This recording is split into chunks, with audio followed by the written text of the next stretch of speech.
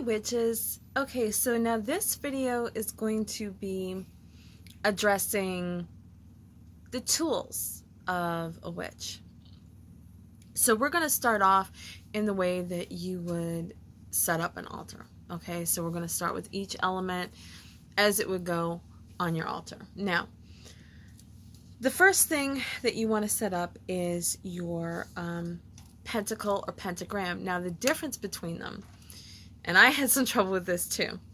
Now, this is what is called a pentacle because it has the circle surrounding the five-pointed star. Okay, if it was just the five-pointed star by itself, it would be called a pentagram. Now, if you have it inverted with the 2 points at the top and this was longer, that would be a satanic symbol. But as it is, with all 5 points of the star even within the circle, that is a Wicca symbol. It is actually an ancient symbol. It was used for protection before Christianity took over. So this is actually a protection symbol. Now, the 5 points of the star, okay, they represent, and this is how you would set up your altar. So this is important to watch. So this is the body and the soul. This is, well, actually it represents the soul. So this up here, you would put like maybe a crystal at the top point or something that represents you. Then we go over to this side. This, I believe, is the air. This is the air point where you would put a, no, I'm sorry, this is the water point where you would put a chalice or a cup of liquid or something. Down here is the, let's see, what did I put down here? This is the air point, okay, which seems a little funny because it's down here, but this is the air point.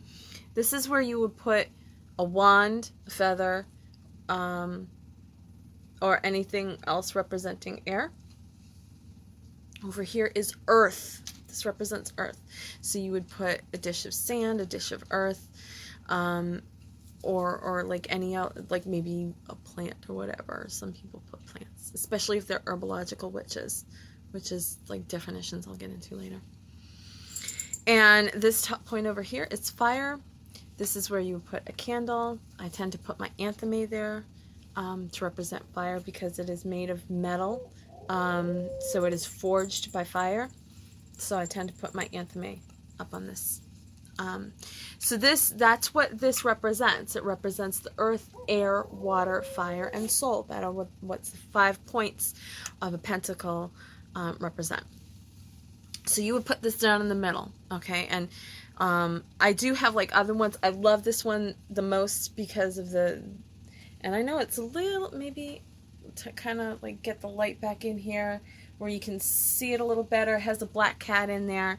I've got black cats. I love this one. But you can use any one you want, you know, because I know it's not, it can get pretty expensive. I mean, you can use something as small as this, a little tile like this. Or even this. This has the triple moon, and it has the little pentacle in the middle. So you could use that as well. As long as you have your right here, and then you can place everything around it. So now we're going to talk about the next one. We're going to talk about the chalice. Now, you need to start off with something as little as this, okay?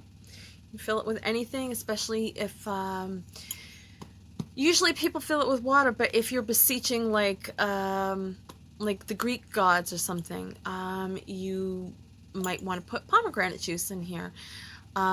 If you're beseeching Bacchus, you can just put some wine in here because he is the god. Oh, and this really needs to be clean because this is silver and this is tarnishing. So something as little as this, or even a cup, a teacup, whatever. You know, you don't have to be fancy, but that's the next thing that goes down. Oh, this is really a mess. That can't go back in storage. That has to get cleaned. Okay. So that is the water symbol. So next we go down to the fire symbol. No. So that's water. Air. Air is the next symbol. So now air can be represented by a wand. Now I bought this. This is handmade. I bought this off of Etsy. This is an ash wood wand, and it has an abalone shell at the bottom. Now, I tend not to really use this a lot. This is good to work with the dead ash. And I am a necromantic witch, but it really kind of stays in the witch's cupboard. I really don't use it very much. I don't really pick it up. I also have a selenite wand. Now, you can't get selenite wet because it will really... It's a very soft, porous type of crystal, and it will just crumble if you get it wet. I also do use this too, because I do a lot of work with power. This can absorb in the light, the power, so I do tend to use this as well. So that is second point down. So next we go to the earth. Now you can just use like a regular little dish, just like this. This used to belong to a censer. I don't know where the rest of it went to. Or you could use an offering cup. This is a elkhorn offering cup, but whatever, you know, use a teacup, use a dish, whatever. You can go to the dollar store and get some sand, a bag of sand there. You can go out in your yard and dig up some dirt. That's all that you put there. And then, so the last point is antheme. Now I have, because I use anthemes a lot, I have a couple of different anthemes now. I brought this out in another video I had. This is actually a real dagger. It really wasn't expensive. I think I paid like less than $20 for it on eBay. I do love this dagger, especially because it comes with its own scabbard. I use this for just about everything. I mean, when I go to my cupboard to do whatever I have to do, bam, this comes out. This is like right at the front. I don't have to dig for it because I use this so often. But there are other anthemes. Now, if you're working with the dead, if you're doing spells with the dead, and I'm a necromantic witch, but I use the metal one. I really don't get into, you know, too fancy shit. But brass is recommended for use with the dead. Now, this is a winged jaguar. As you can see, this is all brass. It's very heavy, but as you look at the end, it's not pointed, it's not sharp. It's because it's a letter opener. I bought this on Etsy used. I'm sorry, not Etsy, eBay. I bought this used on eBay. It's just a letter opener, but it is real brass. I got it for a really good price. It's really cool to have, but that is an option for you. You don't have to have a dagger. You don't have to have a knife. You can use a letter opener. It's a little bit about symbolism, but it's, once you consecrate something, then that's what it is, period. And then the very last one I have is the top part is is brass, but the rest is coated. Now, I am Irish, and I thought this was really cool. Now, this is a letter opener, but it actually is very pointed on the bottom. You could really like hurt yourself with this if you're not careful. But this is very heavy. Again, I think I paid like maybe $20 for it. I have yet to use it. This is like the second time it's come out of its box. And it's just to show you what it is. But I did buy that because this one came before the other one because I was looking for brass. And it said that this is brass. It's not 100% pure brass. So, and the reason I know it's not 100% brass is because if you look at the top, and it's a little bit hard, but if you look at the top and you look at the bottom, you can see how much shinier the bottom is from the top. Brass doesn't have this kind of shine to it. Real brass doesn't have that kind of shine to it. And if you hold it up, to this, you can definitely see the difference. This is real brass. So you can see when you're looking online, because somebody might post, oh, it's brass because it looks like it's brass. No, no, no. when you're looking online, if you see like a pretty patina, but a dull, that's brass. If it's shiny, not brass. So if you actually want to be a necromantic witch or wizard, if you're looking to work with the dead and you're looking for real brass, that's what you need to look for. And I kind of thought it when I bought it. It looks a little too shiny. And sure enough, because it was listed as brass.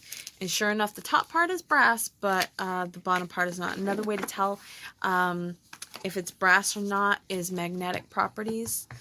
I believe that brass doesn't have magnetic properties. So if you're, like, there's a magnet that's sticking to it, not brass. So that goes in the top spot there on the pentacle.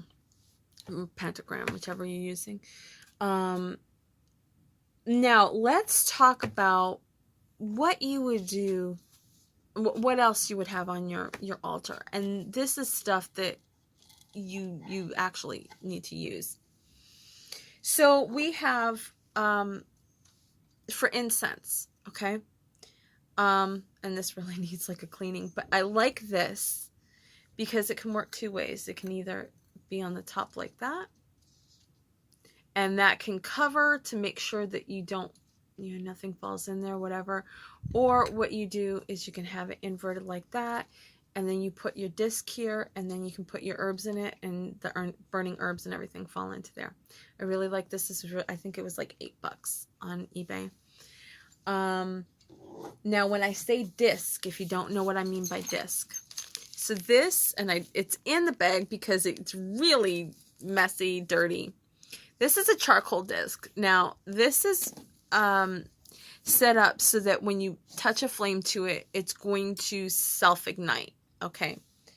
Now, you kind of want to hold it away from you because it does like spark, like almost like a sparkler, okay? So you know those like pasta tongs that you can go to, yeah, exactly. You can go to like a thrift store, like find them for like $1 or something.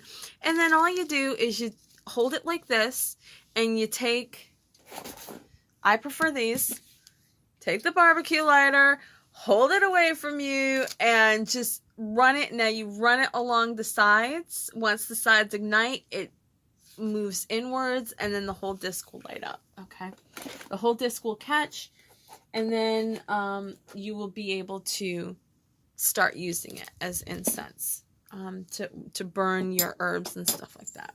So that's another essential on there. Now, as a witch, I've been asked, do I have a cauldron? Yes, I have a cauldron. It has the triple moon pattern on it, okay?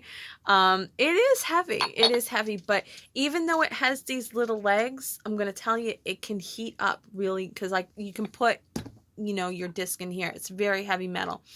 You can put your disc in here and burn what you need to, because sometimes they do ask for a cauldron.